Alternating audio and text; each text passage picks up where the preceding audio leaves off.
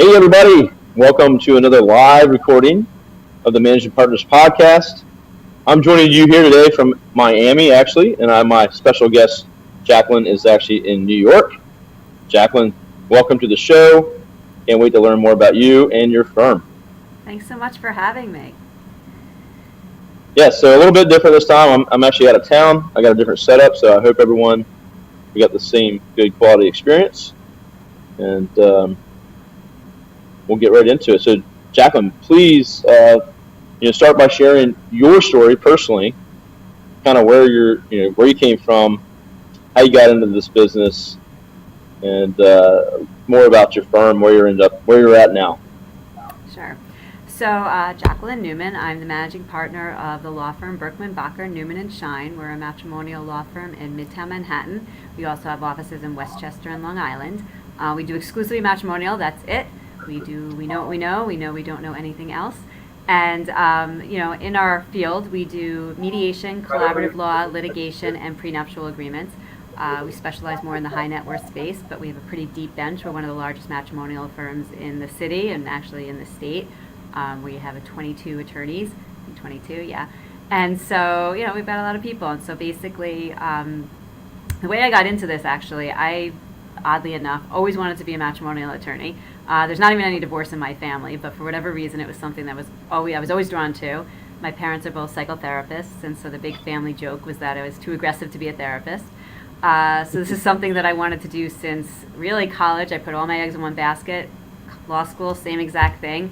And at the end of one of my classes, I went up to my professor at the time and asked if his firm was hiring. And at the time, his associate was leaving to go follow the Grateful Dead. So he said, sure, come on in.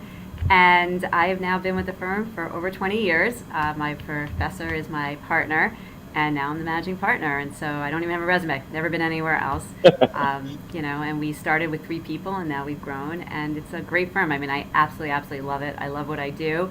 And, from the managing partner perspective, one of the reasons I really wanted to kind of start this part of my chapter is, I kind of joke, like, how many people can you really divorce? And so I wanted to be in a situation where I was really doing 2 things. I love business. This gives me the ability to do both things, to kind of continue working with the cases that I want and the clients I want that generally are business owners. So that kind of melds into this. And then I get to also run a business, which I'm really enjoying.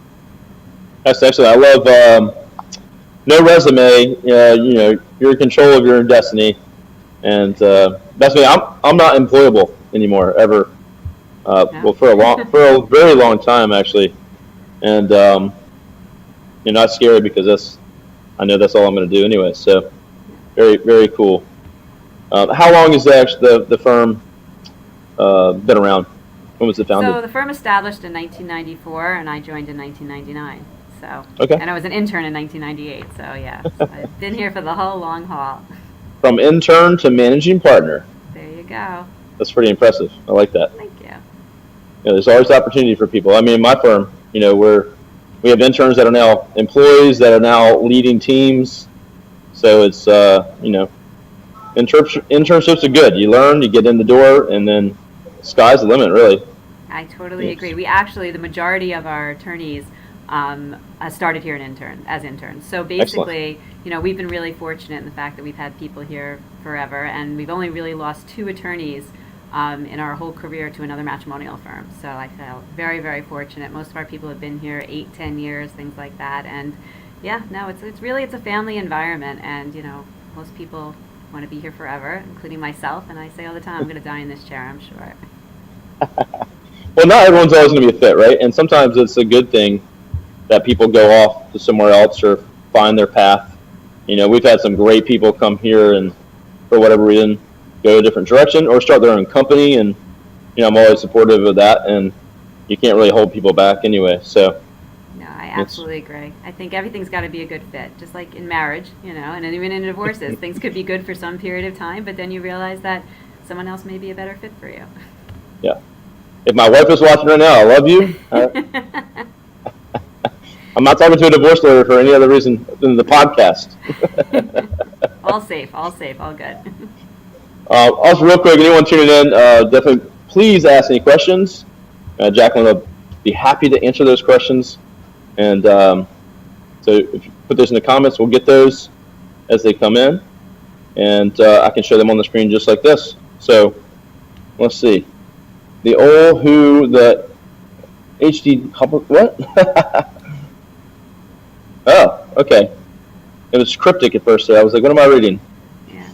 So I guess he's saying the old who the hell knows what included in a resume. Okay. Yeah, I don't know From if I'm Zach. following that one. It was hard to follow at first. So Zach Miller says. So let's get to some other questions here. So let's a little bit about your firm, a little bit about your background. Really cool story. What are some of the best ways, I guess, you guys get clients? Your firm. How do you get clients? What are some things that you have done over the years or now, and anything that you do, I guess, that's unique outside the box to get new clients? So the majority of our clients really do come from client referrals. I mean, that would be, and our COIs, our centers of influence. So we have a lot of trusted estate attorneys, accountants, financial people, things like that. I mean, matrimonial attorneys as a whole, a lot of people, I always say, like, want to date us because we are, the source of liquidity events. And so, and people shifting in their lives. So insurance people, as I said, trust and estates, accountants, people need a whole new team usually when they're getting divorced. So we meet a lot of people, and that's where referrals come from, the majority. That said, we also do a lot of, we work on our website. We do, I do a good amount of media. Some of my other partners, 2 of my partners do podcasts. I've written a book. We do a lot of things to kind of get ourselves out there and let people know what we're doing. And again, being one of the larger firms and being one of the only firms that does practice these 3 practice areas, I think really makes us attractive to people. I always say, like, we charge the same billable rate whether you do mediation, collaborative, or litigation. So while I have a preference and I have a feeling on what I think is best for most families, at the end of the day, if you go to a litigator, they're always going to say you're going to litigate. And if you go to a mediator, they're always going to say you should mediate. And for us, it's like whatever best fits you. So I think that model really does attract a lot of clients. And as I said, it's a little different than what other people are doing. So that helps. Yeah, that's great. I mean, differentiate yourself. Be a disruptor. Stand out from the others. That's all good things right there. And yeah, referrals are typically, number one. And you can't beat a referral. You just can't beat it. There's nothing you can do. You could run ads all day. You can do all this stuff. The referral's going to be your best source every time. Right. But of course, you can't predict the referrals as much, and you can't scale as fast. But and then you have to go to those other things. But you can't beat a referral. You just can't do it. So, all right. What is your growth plans in the next 2 to 5 years? So it's a great question. We have been in a situation where we just opened our Long Island office on July 1st. So right now I'm still kind of like digesting all of that. But right now, as I said, we're in Westchester, we're in Long Island. We obviously our largest office is in Manhattan. We also have someone who's of counsel to us in New Jersey. So we're kind of trying to like fill the gamut and cover New York State as best as we can. But for going forward, we're going to continue to build out our Westchester office. We'll continue to build out our Manhattan office. And it's really just a question of whether we want to leave the state and ultimately open offices outside of the state. We do have a really good business model, as I was speaking, earlier. Not to mention, because of the fact that, as I was saying, we have so many people that started as interns and now have grown with the firm. We're in a fortunate position to be able to take first years on, which many firms can't take because they don't want to train. But for us, because we have so many people that are, very, very experienced associates, they can train, which I think is always great because then, we can hire first years, we can continue to train them, and then continue to have them be trained by other people that we know are practicing the way that we want to practice. So that's really the growth plan, is just to kind of keep hiring probably young and allow the people that are already here continuing to grow and let them be rainmakers and, keep the firm going as it's going. That's excellent. I love that. So, kind of have a training, mentor, coaching kind of, built in, and be able to bring those younger folks in and get them up to speed. So that's really nice. Do you have any kind of official processes and platform for training, or are you guys kind of developing that? We develop it as we go. I mean, we do have, so I'm a big believer in, it takes a, what does it take? What's the expression? When it takes a village, that's what it is. Takes a village, so, there you go. Yes. I was going to say army, but. Yeah. Yeah, well, that too. But it takes a lot of people to help. And so in our firm, we're very, very collaborative to the degree that, it's a big joke in the firm that every time someone mentions a good idea, I was like, that sounds like a great committee. And so we have a million committees in the firm. And part of it is we have, a mentoring committee. We have, training committees. We have a lot of people because I really want my associates involved and I want everybody to be part of the team. And I don't want to make all the decisions. I want this to be something we do together. So when we talk about the training process, we have a training committee and they have definitely started to focus. We did a lot of hiring during the pandemic, and which had its challenges in itself. But we have a welcoming committee, and we have like every committee you can think of. But part of that is to help train and to help bring people in and help people become part of the culture. Because as you can imagine, we have a tight group because we all have grown up together, and then you add in people that as we joke, like don't even know if we have legs or not. It gets very challenging on the Zoom environment. But as New York and everything starts to open up, I'm hoping that's going to get better. But our committees definitely help with the training. Yeah, that reminds me more of like being part of a board or organization that I serve on. Is you usually have committees. Hey, who's going to tackle this? And then people go, oh, I can do that. So, Right. And then you organize a committee to handle it. Except I think I like that a lot actually, because the difference with a board or a organization is they're volunteer. So in your case it'd be a little bit more controlled, I guess, Right. which is kind of nice. No, So it's a great way to do it. And it's a great way to have people involved and have a say. And especially, I'm pretty far away at this point from the training position. So what's really nice is that, when I have my first, second, third years on these training committees, they can relate better, especially nowadays because people learn differently than they may have when I was in school. And so I think it's just really important to be in a situation where people can relate to each other and they know what they need to learn. I can't sit, to me, so much of this is second nature that things seem so obvious. But when someone's walking in and they've never done this before, it's not going to be obvious. So I think they're actually in a better position to train than I would be because I would almost assume that certain things they're going to know when they might not. So I think it's really important to have the right people doing the training that can relate to the people that are being trained. Yeah, totally agree. And actually, one of the thoughts I was going to have with this podcast is we've been talking to some other managing partners and maybe the idea of having like a student series within this that are basically still getting ready to come out of law school and asking them questions about the differences now versus maybe when you went to school. So just to kind of get a feel for what they're dealing with, what the market's looking like, and how are they how are they marketing themselves, and how the school is marketing the students coming out. So yeah, no, it's very really challenging, cool, I think, for them. So as I've heard, back in the day where we had candles for light, it's a very different world. Not quite that long ago. Come on now. But we do have another question from Zach. So, and this will kind of tie with my next question a little bit. But as the firm has grown over the years, what have you done to gain the trust of those referrals? So as you get referrals, or I guess building referrals from your existing clients. Yeah, no, it's a really good question. And, it's very hard. It's hard to gain the trust of the referrals and for me to trust the referrals I give out because, it's all a networking thing. And, as I said, being at a person's liquidity event, a lot of people come to me and they say, I need a new accountant, I need a new trusted estate attorney, and for me, I meet these people, but until I work with them, I don't really know how they work. They may seem great at a cocktail party and, they tell a funny joke and they seem to know what they're talking about, but how do I really know how they're going to treat my clients? And, and especially, in divorce, and I'm sure in many fields, but specifically in divorce, you become pretty close to these people. You're dealing, obviously, with some of the most important aspects of their lives. And, unfortunately, or fortunately for my clients, I guess, my boundaries are a little weak. And so I'm pretty much available 24/7, and my clients expect that, and I want them to have that. So one of my big concerns when I do make referrals is I say, listen, my clients have been spoiled. You email them, and they email me on a Saturday, and I'm texting them back right away. And so to me, it's so important that they at least, even if you want to text back and say, listen, I can't speak right now, I'm at my kid's baseball game, but I'll get back to you. Like, just communicating and letting people know that someone's there for you is like one of the most crucial things that I know everyone in my firm does. And so when I make referrals, I make a point about it. And I say, listen, if that's not the way you practice, that's totally fine. But I want you to know that is what my clients expect. And if this person's so specialized and the perfect person, I'll then tell my client. I'll say, listen, just so you know, this person's not going to respond to you on weekends, and you need to be prepared for that. So I think it's all about managing expectations And when you talk Yeah. about gaining trust from when people, how do they know to trust us?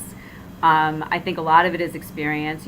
We don't necessarily say you can call an old client because obviously everything's confidential, but it's really going through the experience of it. And, I think, I really can say that our client service is definitely one of the best. I feel very confident in that.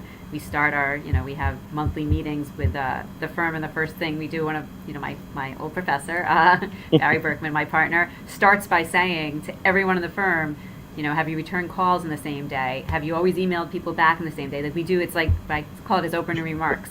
And it is so, so, so important. And so I think that that's really, experiencing someone and sharing similar values helps gain trust. 100%. And I can relate, well, to my business. We do marketing for law firms. The biggest thing that we constantly work on, and we're constantly working on, is communication and responsiveness and over communicating. And it's usually, if you break down on any issue that's happened, there's some communication issue in there somewhere. Whether someone didn't get the right communication, or there's too many points of contact, whatever it may be, it's always an issue. So we're constantly trying to get better at that. Answer as fast as we can, respond. And it's starting to get younger employees, especially if something goes wrong, but the client doesn't know about it, that you have to tell the client anyway, right away. Right. Transparency, and respond immediately. Even if it's bad news, call, hey, Jacqueline, I got bad news for you. Yep. It's better than just not, let's sit on it for a couple of days and hope it blows over. No, so very important. Yeah, can't do that. I think that, education is power. I mean, information is power. That's always my thing. And I my attitude is clients can make whatever decisions they want as long as they're educated. And I see that to be my job. So I absolutely agree with you. And I think communication, especially in this field where we are giving bad news sometimes, I think being direct, sensitive, but being direct with people, I think, you see a lot of attorneys and people in general that will, kind of stretch the truth or basically try to cover up for things. And I think that just doesn't help someone. They need to know the way this is going to happen, and they need to hear it. So again, they can make an educated decision. And be mentally prepared as well, right? So yeah, great stuff. Let me get back to some of the questions. Oh, I was going to say too, I've been in the situations where, someone wants a referral, and I've met someone like you said, and I don't have any trust with them, and so I'll just make sure that hey, I can refer you to this one person, but I don't, not personally use them. I don't have any experience. Just kind of, don't just sling out referrals unless you really say, I trust this person. If not, I just say, hey, I can give you this name, but it's not a proven referral. So if you want to call them, that's fine. If not, no big deal. So, again, it's all transparency. That's what I think it comes down to. Definitely. Okay, this is one you were worried about, I think, in the beginning we were talking about. So, what digital techniques is your firm using to stay in front of your prospective clients? Follow up. Now, just for examples, this could be as simple as a newsletter, annual reports, anything like that you might be doing, or it could be as advanced as retargeting on social media or advertising, things like that. Yeah. So we do, we definitely work a lot with our SEO. As I said, I have two partners that both have, podcasts that they do, and I think that those have been really, really helpful. I had a book that was published with, this isn't digital, but I had a book that was published with Simon & Schuster in January of 2019, I guess. And I'm sorry, 2020. And so all the years are blending. We forgot about that year. Yeah, exactly. So, we're doing certain things, and then there's a lot of press that goes with all of that sort of thing. From a digital standpoint, though, it really is, putting a lot of just new content all the time on our website. I think that does a lot. We're talking about redoing our website. We do some targeted, marketing per se, but not a ton of that. We don't actually do a newsletter, but, we're looking to do videos. It's really all about just kind of staying up with Google and making sure that people still see us. You gotta please Google for sure. So, yeah, the content aspect of it is, you get in front of your clients, see it, especially if they're in the phase where they're not sure.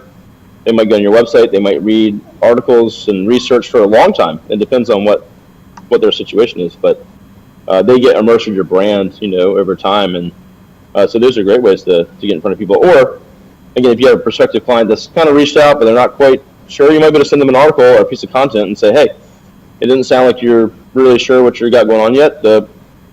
This article might help you, and then you've helped them, you've given them information, and they're probably going to come back and become a client when the need is there. And again, it depends on different law practices, of course, what their situation may be, or if it's immediate. Obviously, like a personal injury, it's like that's a different scenario. But yeah, I think the content's great.